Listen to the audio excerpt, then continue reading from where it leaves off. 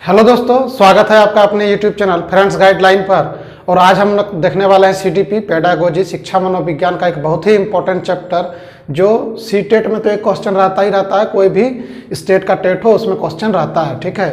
और यहाँ से ज़्यादा याद नहीं रखना होगा, 7-8 गो टर्म होगा, आपको याद रखना होगा, वहीं से क्वेश्चन आपको हूबहू देखने के लिए एग्जाम में मिलेगा। तो चलिए आज हम लोग स्टार्ट करते हैं हार्वर्ड गार्डनर का बहुबुद्धि सिद्धांत। हम बुद्धि को पढ़ाए हैं, ठीक।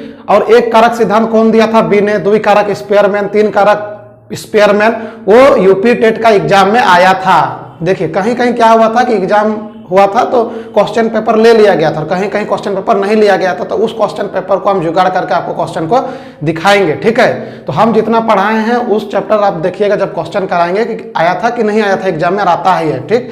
तो आज हम लोग देखने वाले हैं हार्वर्ड गार्डनर का बहुबुद्धि का सिद्धांत। तो ये जो है ये इनका इंट्रोडक्शन है, इसके बाद हम 7-8 पॉइंट आपको करवाएंगे, वहीं से आपका क्वेश्चन आएगा। तो सबसे पहले देखिए हार्वर्ड गार्डनर का बहुबुद्धि सिद्धांत, इस टर्म को दिमाग में नोट रखिएगा। बहुबुद्धि, बुद्धि सिर्फ बोलता तो अल्फ्रेड बिने हो जाता, लेकिन बहुबुद्धि, बहुकारक फिर बोलेगा तो थॉर्नडाइक हो जाएगा, लेकिन यहाँ पे बोल रहा है बहुबुद्धि का सिद्धांत। तो सबसे पहले कि हार्वर्ड गार्डनर कहाँ के मनोवैज्ञानिक थे? तो वो अमेरिका के मनोवैज्ञानिक थे, याद रखिएगा इस चीज को, ठीक है। गार्डनर अमेरिका के कॉग्निटिव साइकोलॉजिस्ट थे, है ना, संज्ञानात्मक मनोवैज्ञानिक थे ये, ठीक है।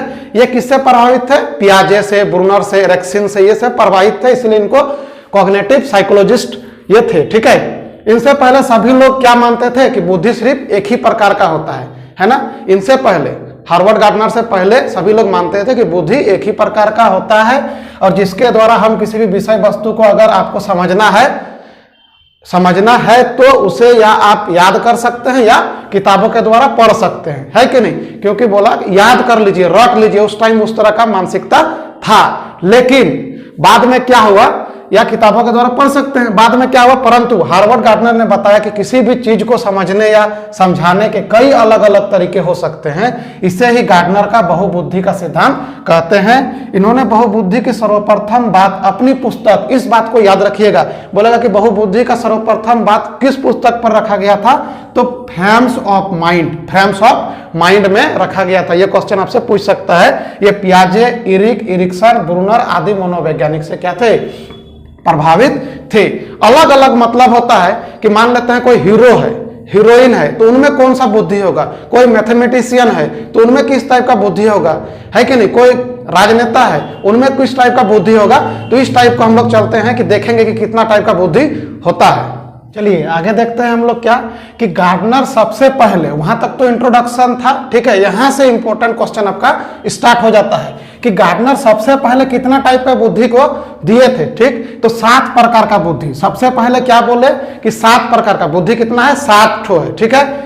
कब? 1982 ईस्वी में, ठीक। बाद में चलकर फिर 1998 में क्या बोले कि नहीं 7 नहीं, कितना है? 8 है, ठीक है। फिर 2001 में क्या बोले कि नहीं 8 नहीं, कितना है? 9 है। लेकिन आपका जो एनसीईआरटी मानता है वो 8 मानता है। क्या मानता है? 8। आपका एग्जाम में यदि आ जाए कि गार्डनर का बहुबुद्धि का कौट प्रकार दिए थे तो आप 8 मारिएगा, 9 नहीं मारिएगा, 8 मानिएगा, क्योंकि एनसीईआरटी में भी 8 ही बोलता है और एनसीईआरटी ही ऑथेंटिक है, ठीक। तो 8 को याद रखिएगा। तो क्वेश्चन आपका आएगा कि गार्डनर सबसे पहले गार्डनर का कितना सिद्धांत दिए थे, कितना प्रकार का बुद्धि को बताए थे? तो 8 प्रकार का बुद्धि को बताए थे, ठीक है। 9 नहीं मारिएगा, 8 को मारिएगा, ठीक। चलिए गार्डनर के 8 प्रकार का बुद्धि निम्न है। 8 प्रकार का जो बुद्धि है कि आपको दे देगा पेंटर, बोलेगा पेंटर में किस टाइप का बुद्धि है, हीरो, हीरोइन, उसमें किस टाइप का बुद्धि है, ठीक। मिलान करने के लिए आपको श्योर देगा, बोलेगा इनमें से कौन सा गलत है या इनमें से कौन सा सही है। तो हम लोग उसी को आज समझते हैं। चलिए भाषागत बुद्धि सबसे पहले क्या है?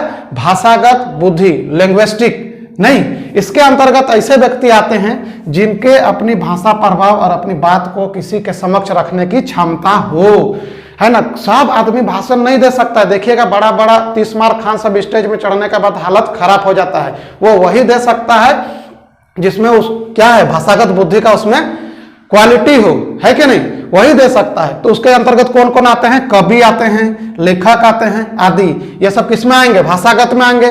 नेता भी आ जाएंगे, ठीक है, जो अच्छा भाषण दे सकते हैं। तो बोलेगा कि कवि किस में आते हैं? तो भाषागत बुद्धि वाले को क्या बोलेंगे? कवि बोलेंगे। कवि किस में आते हैं? भाषागत बुद्धि वाला को। ठीक है। लेखक, लेखक देखिएगा बहुत कल्पनाशील होते हैं, वो कहाँ कहाँ गोता लगाकर किस टाइप से लिखते हैं, किस टाइप से कविता लिखते हैं, तो उनमें कौन प्रकार का बुद्धि पाया जाता है? भाषागत बुद्धि। ठीक, ये सबको याद रखना होगा क्योंकि एग्जाम में ऐसे ही पूछेगा, ये एग्जाम्पल उठा के यहाँ पे आपको पूछेगा। दूसरा देशिक, स्पाइचल नहीं, देशिक बुद्धि, ऐसे व्यक्ति जो मानसिक बिंबों को बनाने तथा उनका परिमार्जन करते हैं। समझिए देशिक बुद्धि किसमें किसमें होता है? जैसे विमान चालक, पायलट, बोलेगा कि पायलट में कौन सा बुद्धि है? तो देशिक बुद्धि। चित्रकार बोल देगा पेंटर, पेंटर में कौन सा बुद्धि है? तो देशिक बुद्धि। वास्तुकार जो घर का नक्शा बनाता है, कौन सा बुद्धि है उन लोग में? तो देशिक बुद्धि। ये आपको याद रखना होगा, मिलान करने के लिए आएगा। ठीक। शारीरिक गति संवेगी है ना, बॉडीली काइनेस्टिक बुद्धि वाला, जो व्यक्ति अपने शरीर के अंगों का यूज करते हैं, जो व्यक्ति अपने शरीर के अंगों का यूज करते हैं, उनमें कौन सा बुद्धि होता है? शारीरिक गति संवेगी बुद्धि होता है ना। कौन कौन आ जाएंगे उनमें? डांसर, देखिए डांस कोई भी करता है ना तो अपना बॉडी का पार्ट्स को, पैर को, कमर को हिला के ही डांस किया जाता है, तो उनमें कौन सा बुद्धि है? शारीरिक गति बुद्धि है ना। स्पोर्ट पर्सन, कोई भी खिलाड़ी है, फुटबॉलर हो, क्रिकेटर हो, बैडमिंटन हो, कोई भी खेलता है तो अपना शरीर के अंग का ही यूज करके खेलता है, तो उसमें कौन सा बुद्धि होगा? शारीरिक बुद्धि। अभिनेता कोई भी हीरो है, अपना शरीर के दम पर ही, अपना शरीर का यूज करके ही, बॉडी का यूज करके, पार्ट्स का यूज करके ही सब काम करता है। अभिनेत्री उसमें भी आ जाएगा। चलिए अब लोग नेक्स्ट देखते हैं क्या? संगीतात्मक बुद्धि, संगीतात्मक बुद्धि, म्यूजिकल, जिसमें म्यूजिक का ज्ञान हो, जैसे म्यूजिक कंपोजर, संगीत के प्रति रुचि रखने वाले व्यक्ति है कि नहीं, अंतर्गत आते हैं, इसके अंतर्गत आते हैं। जैसे म्यूजिक कंपोजर, संगीतकार, सिंगर है कि नहीं, सिंगर भी इनके अंतर्गत आ जाएंगे। तो आपको बोलेगा सिंगर किन के अंतर्गत आएंगे? कौन बुद्धि के अंतर्गत? तो संगीतात्मक, म्यूजिकल बुद्धि के अंतर्गत ये लोग आ जाते हैं। किनमें? इनमें यो सब गुण है, इसी के चलते वो इस टाइप का बुद्धि है, इसी के चलते वो ये काम कर पा रहे हैं। ठीक है। तार्किक गणितीय बुद्धि, 5 नंबर में क्या है? तार्किक गणितीय बुद्धि, लॉजिकल मैथमेटिक्स, इसके अंतर्गत वैज्ञानिक चिंतन और समस्या समाधान करने का कौशल जिसमें डेवलप हो, उसी को हम लोग बोलेंगे क्या? तार्किक बुद्धि वाले लोग, है ना। जिसमें आते हैं वैज्ञानिक, गणितज्ञ है कि नहीं, जो अमूर्त चिंतन कर सकते हैं, है कि नहीं, कल्पना कर सकते हैं मैथ के बारे में, वैज्ञानिक अवधारणा के बारे में, उनमें कौन सा बुद्धि होता है? तार्किक गणितीय बुद्धि। याद रखिएगा, यही क्वेश्चन पूछेगा आपको कि तार्किक गणितीय बुद्धि, वैज्ञानिक किस तहत आएंगे? तो तार्किक गणित में आ जाएंगे। ठीक है।